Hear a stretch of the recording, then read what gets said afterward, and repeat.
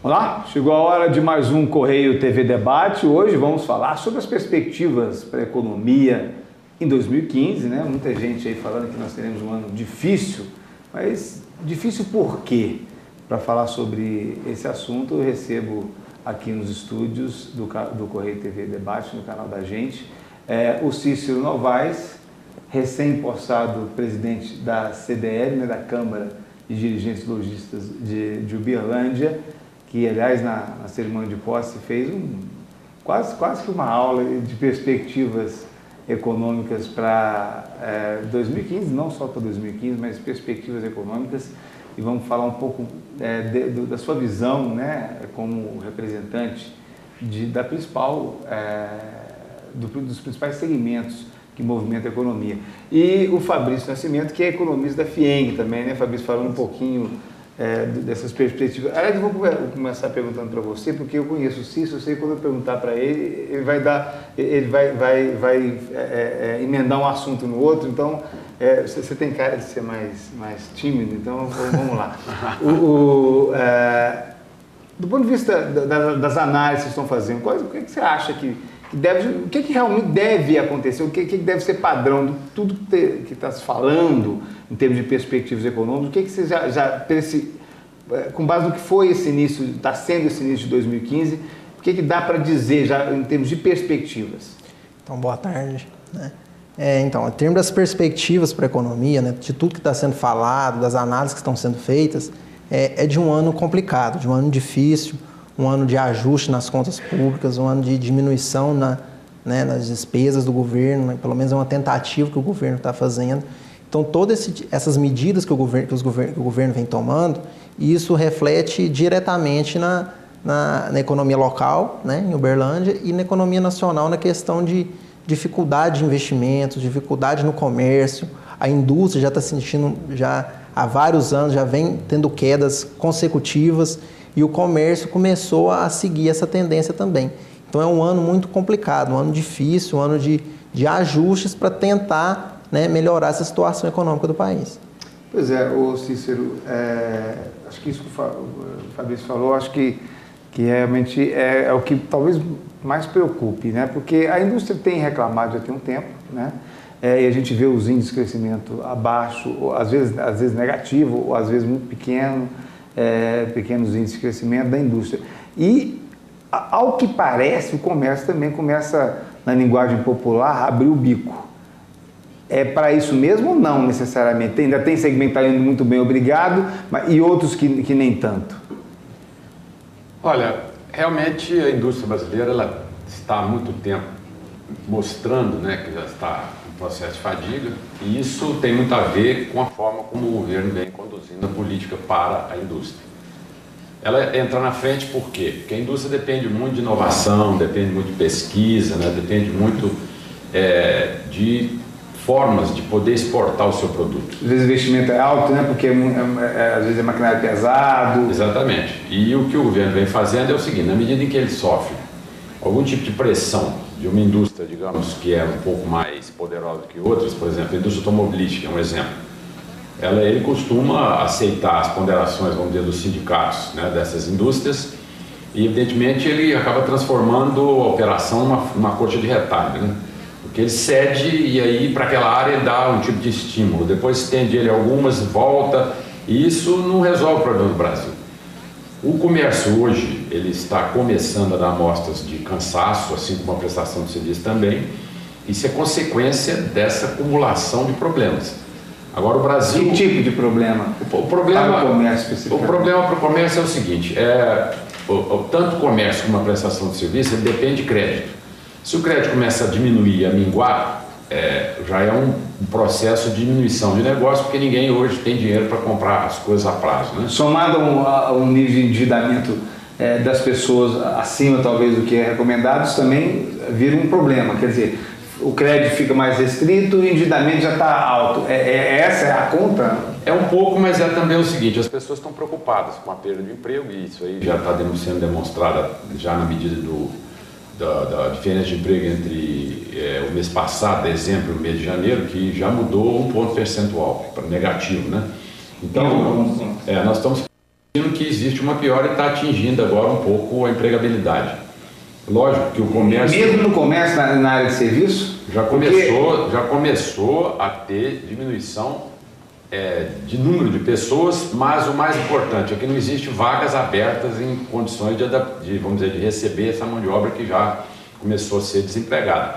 E o maior problema também do comércio não é só nessa área de crédito só, não, é justamente o custo do dinheiro, né?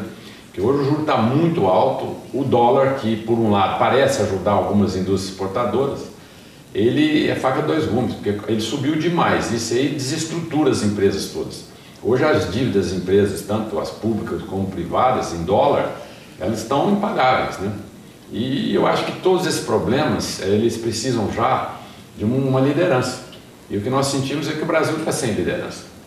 A liderança do governo hoje ela é fraca, né? E com isso o Congresso está tentando impor uma posição de poder de troca, né? E isso não está vendo os interesses do povo brasileiro. É preciso tomar atitude visando o Brasil e não partidos políticos. Você acha que há uma desconexão? Na verdade, isso já dá para afirmar, né? Que isso é histórico, né? Uma desconexão entre a visão do político e a visão do mercado, né? E agora, de qualquer forma, a nova equipe econômica sinalizou uma série de ajustes. Agora, esses ajustes é meio que um remédio amargo, né? No primeiro momento é difícil de descer e tem uma série de consequências. Você acha que o que foi sinalizado por essa equipe econômica em termos de ajuste pode melhorar, pode dar resultado no curto prazo ou não? Pode piorar na medida que a demanda interna pode começar a cair? Eu acho que todo ajuste é difícil. No caso do ajuste aí proposto pelo ministro Joaquim Levy, ele tenta criar condições do Brasil, vamos dizer assim, se equilibrar melhor, pagar suas dívidas, né? Isso é uma remédio amargo para o povo, porque ele atinge impostos, ele atinge uma série de outras ações, né, que fazem com que o povo brasileiro tenha que fazer um sacrifício. O problema maior disso está no lado político, porque quando a Câmara for analisar essas medidas é que nós vamos saber se a política está sintonizada com os problemas dos ajustes. Nós já sentimos que existem muitas pressões, principalmente por parte daquelas medidas que afetam o trabalhador, como o seguro-desemprego, que hoje ele está mal fundamentado e é muitas vezes burlado no Brasil, né? Então, esse tipo de problema é possível que os nossos deputados possam querer rever e vai prejudicar o programa. Por exemplo, eu estava vendo isso que está sinalizado, que a desoneração da folha de pagamento, né? Do custo trabalhista. O governo sinaliza com alguma medida para desonerar. A questão é que, no passado, essas desonerações aconteciam muito eles escolhiam um segmento para privilegiar. Você acredita que consegue aprovar isso, uma desoneração para as empresas, no que se refere ao custo com o trabalhador? Bom, eu não vi isso em lugar nenhum. Todas as medidas que eu vi, eu não vi nada desonerando nem trabalhador, nem desonerando nenhum segmento específico. O que houve é que, no passado, né, o ano passado, no início e etc., o governo desonerou folha de pagamento e alguns tipos de segmentos, como você mesmo disse. E eu não estou vendo no sentido de desonerar mais. O que eles querem agora é realmente cortar para que o governo tenha um superávit capaz de fazer frente a todos os problemas que ele está enfrentando. Fechar o buraco que ele mesmo criou. Que ele mesmo criou, porque isso aí é o seguinte, isso aí é incompetência, é corrupção, são uma série de fatos, né, que fizeram com que nós hoje tenhamos esse ônus para que nós possamos carregar, né? E tem uma outra coisa importante, eles estão tentando punir todos os empresários, né, envolvidos nesse sistema, através da nova lei de corrupção, coisa que nós achamos adequada, mas até agora não vi um político nenhum envolvido, porque eu acho assim, nessa altura, o corruptor tem seu papel, mas o corrupto é um problema muito mais sério, muito maior. E nós não temos envolvido isso, então acho que a política está sem sintonia. Isso deve acontecer, porque, aliás, Brasília está empolvorosa justamente por isso, né?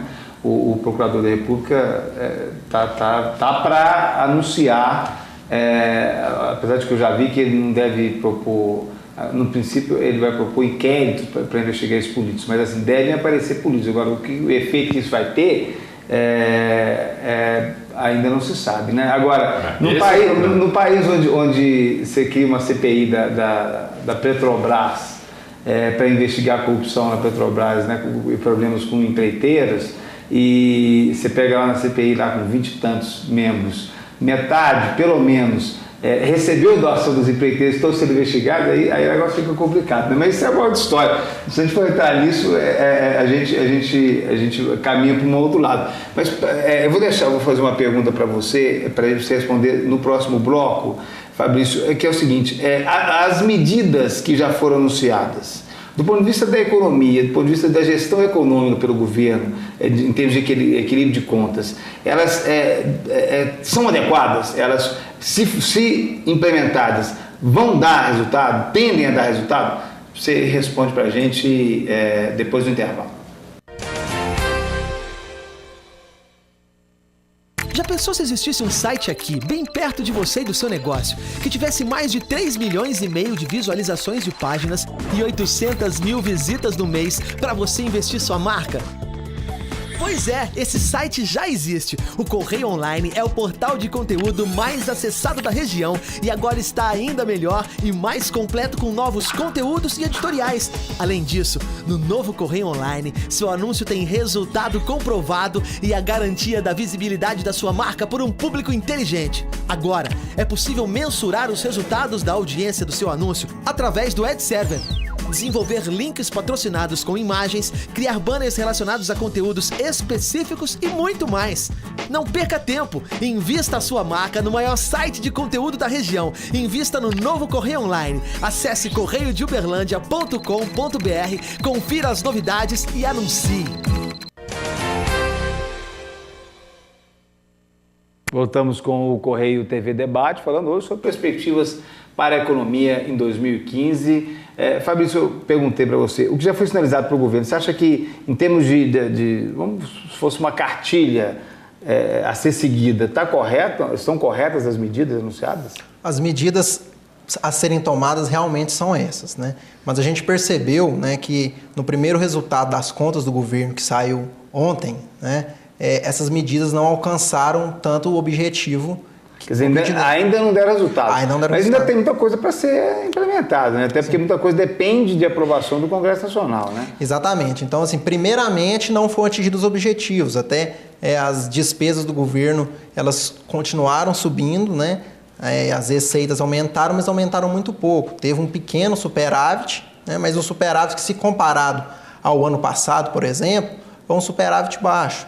Então, assim, no primeiro momento, o objetivo não foi atingido. Mas essas medidas, elas têm um efeito a longo prazo. Então, a gente analisar isso perante um mês, né, um mês e meio que essas medidas foram implementadas, é meio perigoso. É muito mas o mercado financeiro, pelo menos se refere à Bolsa de Valores, por exemplo, ainda não melhorou nada. A situação ainda é complicada, muito volátil, né? A Bolsa um dia sobe um pouquinho, no outro dia despenca. Isso tende a continuar assim? Isso também tem muito a ver com o mercado internacional? Sim, tem a ver com o mercado internacional e tem a ver também com a situação política e econômica que o país está vivendo. É uma situação conturbada. Isso, como a Bolsa é muito volátil, há várias alterações, então essa situação econômica e política conturbada faz com que haja essas oscilações assim, meio que constantes, né? Um dia sobe, um dia desce, então fica aquele vai e vem. Mas a questão é a longo prazo mesmo. Essas medidas a gente tem que esperar um certo tempo, né, para ver se elas conseguirão atingir os objetivos. Dar o resultado. Exatamente, mas as medidas a serem tomadas, infelizmente, são essas, né? De redução. Não tem muito mais o que fazer. Não tem coelho na cartola para tirar. Porque foi muita irresponsabilidade do governo, gastos excessivos. Então, quando você gasta mais do que você arrecada, você tem que apertar. Que nem no orçamento doméstico, né? Não tem que fazer milagre. Olha, acabou a festa. Exatamente. Você tem que segurar de alguma forma. Então, a forma que eles seguram chega no bolso do consumidor diretamente, no bolso da população. Então, é isso que... Cícero, no seu discurso de posse na CDL, você pontuou uma série de coisas e também, entre elas, uma reivindicação que é antiga, que tem a ver com uma reforma fiscal, né, tributária, que seria a implementação no Brasil de um imposto único. Imagino que seria um pouco parecido com o que é nos Estados Unidos, né? Seria uma alíquota fixa, poderia ser a mesma para o Brasil inteiro ou variável, dependendo do estado. É isso que a categoria defende e por quê? Bom, antes eu gostaria de complementar o que o Fabrício disse. Eu acho que o governo contou que as suas receitas estariam mantidas, né, com essa crise sobre os empresários. Quem paga os impostos são os empresários. Se o setor empresarial não está produzindo o que ele vinha produzindo e está em crise, é lógico que a arrecadação dos impostos cai. Então, se caiu, já se manifestou agora no mês de janeiro como uma queda em relação ao mês de janeiro do ano passado. Isso provoca um abalo naquilo que foi feito em termos de diminuição de despesa. Agora, o mais importante de tudo é que nós não estamos vendo nessas medidas todas que foram tomadas o lado do governo, que seria o quê? Enxugar a máquina pública. Não é diminuir os gastos com os programas governamentais. Porque eles estão alardeando aí que, por exemplo, o programa PAC foi diminuído. O outro isso programa, é investimento. Isso é investimento. Agora, isso piora o cenário. O que eles vão fazer com relação à diminuição do número de ministérios que eles têm? Tem 39. Na época do Tancredo, quando entrou como primeiro presidente, aí depois do regime, no início do regime democrático, ele tinha 23 esplanadas, né? Quer dizer, ele estava tentando montar 23 ministérios. Eu pergunto, isso tudo é inchaço. Eles têm que fazer o seguinte, cortar neste lado, que é o lado do custo da estrutura física do governo federal. Não é passar isso para que nós, que somos os que produzem alguma coisa, paguemos a conta. E isso não tem perspectiva nenhuma, né? Até porque das promessas que a Dilma fez e não cumpriu nenhuma, essa nem pode ser incluída entre elas, porque ela nunca prometeu reduzir o ministério, quer dizer, não há perspectiva nenhuma de corte de gasto nesse sentido, né? Exato, isso que eu te digo, porque você quando está numa crise desse tamanho, é hora de você fazer sacrifício, né? O sacrifício é do governo, porque foi ele que causou todo o problema, e eu não estou vendo sacrifício nenhum por parte deles. Por enquanto. Voltando na questão pensando um pouco mais na questão do longo prazo, né? Porque no curto prazo a gente sabe que reforma fiscal e tributária ainda ainda por enquanto é um sonho ainda, né? Principalmente com o Congresso que a gente tem, com tantos interesses a serem contemplados. Mas é uma bandeira da CDL, de maneira geral, essa questão do imposto único? Olha, eu acho o seguinte, quando você simplifica os impostos, porque no Brasil tem imposto demais, isso aí gera um custo para as empresas muito alto. A gente chega a gastar 3,5% do faturamento da empresa com os custos contábeis. Agora, esse custo contábil não é pelo lado da escrituração propriamente dita. É porque para fazer o pagamento de cada um dos impostos tem todo um monte de medidas que você tem que adotar que faz com que a empresa acabe tendo uma mão de obra desnecessária e exagero. Isso num país desenvolvido igual os Estados Unidos, por exemplo, você não gasta nem 0,3% da sua folha de pagamento. Em termos porque é muito mais simples. Muito mais. Lá o imposto é 8, 7, 10% e pronto. E aliás, o imposto não é contabilizado no produto, né? O produto é o preço dele e mais aquele percentual de imposto daquele estado. Imposto sobre consumo, né? Eles chamam lá de IVA, que nada mais é do que ele te mostrar na nota, exatamente na hora do pagamento do serviço ou da compra de mercadoria, qual o valor de imposto que você tem que agregar àquela conta e pagar do seu bolso. Então, todo cidadão sente o que está pagando e ele é feito na hora. Sabe quanto custa o produto, sabe quanto que está pagando de imposto. E ele não envolve a empresa. Agora, pensando pelo lado do governo um pouquinho, se um imposto único, já existe essa conta, reduziria muito a receita do governo ou não necessariamente? Não necessariamente. Eu acho o seguinte, se o governo é sério e ele tem uma responsabilidade, o custo dessa estrutura que ele vai precisar, a sociedade tem que dotar. Agora, se você divide esse custo por todas as empresas e pelos produtos ou serviços que ela vai ter que, digamos assim, vender ou fazer com que o pessoal consuma, né? Esse valor específico, ele é determinado por uma conta matemática e não vai variar. Se hoje tem imposto em excesso e o governo então reclama de que existe sonegação, existe problemas aí, o fato de você simplificar facilita a fiscalização e faz com que todo brasileiro, sabendo que o que ele está pagando está retornando para ele, que hoje não é o que ocorre, entendeu? Seria a conta do mesmo jeito, ou seja... Simplificaria. Total. Eu vou voltar numa questão que também foi objeto do seu discurso lá na posse lá na CDL, que a gente fala muito da questão de reduzir despesas do governo, diminuir o ministério e tal. Agora, você tocou num ponto que é a estrutura da justiça trabalhista. Sim. Quer dizer, o executivo realmente precisa cortar, e é até mais fácil de cortar, porque basta uma canetada. Claro. Agora, nós temos um sistema burocrático ligado ao setor judiciário que é um custo gigantesco, e é um custo que dificilmente a gente consegue evitar, porque é uma estrutura que está criada aí que levaria anos e anos para mudar. Por que você destacou essa questão do custo da justiça trabalhista? Porque é o seguinte, hoje já criou-se uma situação no Brasil onde todo empregado, independente dele ter ou não ter razão, ele entra na justiça trabalhista, porque ele quer levar alguma vantagem e conseguir que o patrão pague algo mais para ele, que não é, na maior parte das vezes, devido. Isso por quê? Porque a justiça trabalhista é uma máquina gigantesca do tamanho da justiça comum. Quer dizer, é muita gente que vive dessa burocracia. E outra, ele não gasta dinheiro nenhum, ele simplesmente chega lá e pede uma justiça gratuita trabalhista. Se der, deu. Se der, deu, se não der, não deu. E outra, o pior cenário disso tudo é que na justiça comum, se você apresenta uma prova testemunhal, normalmente a justiça não leva muito em conta, porque a justiça quer provas escritas, provas de que aquilo realmente ocorreu. Na trabalhista, não. Se você leva testemunhas, né, que em geral eles chamam lá na justiça os advogados da área de prostituta das provas, porque ninguém tem credibilidade nenhuma, né? A justiça trabalhista aceita normalmente e acaba criando dor de cabeça para os empregados. Por quê? Porque está muito grande, a máquina da justiça inchou demais, e hoje a situação faz com que a justiça precisa trabalhar, ela precisa mostrar serviço, ela inchou, ela é gigantesca.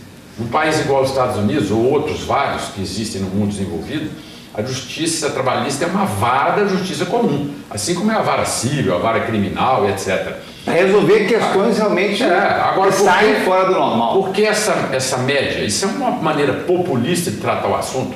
Então, em vez de ajudar o sistema produtivo a rodar, independente dos problemas com os trabalhadores, porque o trabalhador merece respeito, eles têm seus direitos e todos nós devemos respeitar. Agora, cria-se uma estrutura gigantesca por trás que não beneficia o trabalhador e nem o patrão, porque esse sistema não funciona, e enche demais os custos disso às nossas custas. Então é isso que nós estamos questionando, quer dizer, não dá para mudar porque agora tem um monte de gente que já foi concursado, que trabalha lá, etc. Mas isso é uma questão de tempo, a gente não pode pensar no curto prazo, você tem que pensar no médio e longo. Então a gente tem que pensar em reformas que podem demorar 10 anos para terminar, entendeu? Então o Brasil precisa disso, de mudança real e não de pontuais. Difícil é você ver hoje um partido ou um político que seja, que você olha para ele e vê para esse cara teria peito, teria força para fazer essa mudança, né? Hoje a gente não vê muita perspectiva nesse sentido. Não vê porque é o seguinte, são partidos demais, né? São praticamente 36 ou 39, se não me lembro, e 45 em processos de construção, de aprovação.